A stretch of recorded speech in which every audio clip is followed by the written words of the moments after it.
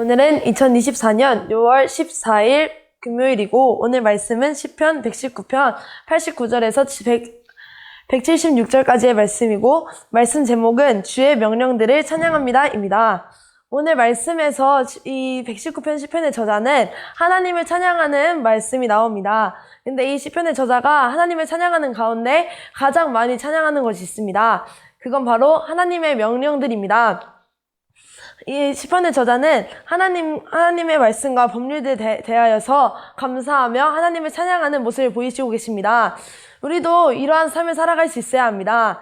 내가 단지 하나님께서 하신 명령이라고 하여서 지켜야 되기 때문에 지키는 것이 아니라 내가 진짜로 하나님의 명령들을, 하나님의 법들을 사랑하고 그래서 기쁨으로 따를 수 있는 사람이 되어져야 합니다. 내가 하나님의 명령들을 사랑한다면 내가 의무로 할 수가 없게 됩니다. 진짜 내가 기쁘기 때문에 저절로 내 삶 속에서 나올 수 있는 행동이 되는 것입니다. 그렇다면 그래서 내가 하나님 말씀을 지키며 살아갈 수 있다는 것이 하나님을 믿으며 하나님 말씀대로 살아갈 수 있다는 것이 자랑스럽고 기쁠 수밖에 없습니다. 그렇다면 하나님의 명령들을 사랑하며 살아가는 사람들의 모습은 어떠한 모습일까요? 총 3가지로 나눌 수가 있습니다. 먼저 첫 번째로는 하나님의 말씀을 더 알아가고자 하는 사람입니다. 124절에서 125절까지의 말씀을 보시면 나에게 주의 명령들을 가르쳐 주소서, 나에게 분별력을 주소서, 아멘이라는 말씀이 나옵니다. 이 시편의 저자는 자신이 분별력을 가지고 그리고 하나님의 말씀을 더 알아가길 원하시는 모습을 보이십니다. 우리도 이러한 모습을 가지며 살아갈 수 있어야 합니다.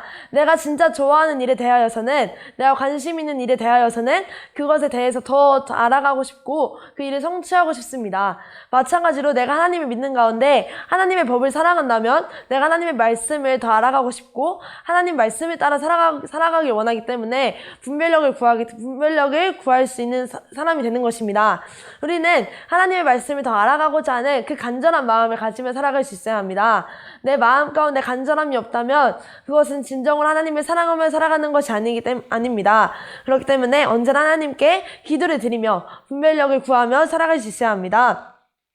두 번째로는 오직 하나님의 법만을 사랑하며 살아가는 것입니다. 오늘 말씀에서 하나님의 법대로 살아가지 않는 악인들, 어리석은 사람들의 모습을 보면서 이 시편의 저자는 화가 나는 모습을 볼 수 있습니다.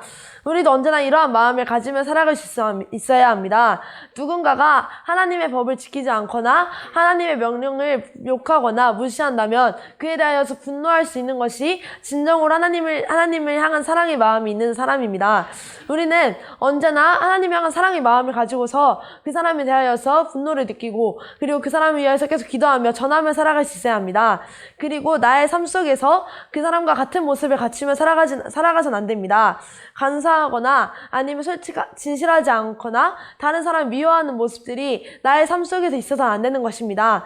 나의 삶 속에서 그러한 모습이 있다는 것은 내가 욕하는 사람들과 다를 바가 없는 것이고 내가 화를 느끼거나 그 사람을 욕하는 것은 다 헛된 것이고 거짓된 것일 뿐입니다.